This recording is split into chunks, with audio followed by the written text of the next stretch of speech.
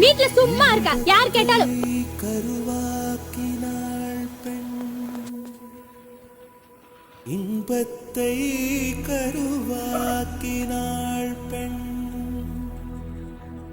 உலகத்தில் மனிதனை உருவாக்கினாள் பெண்,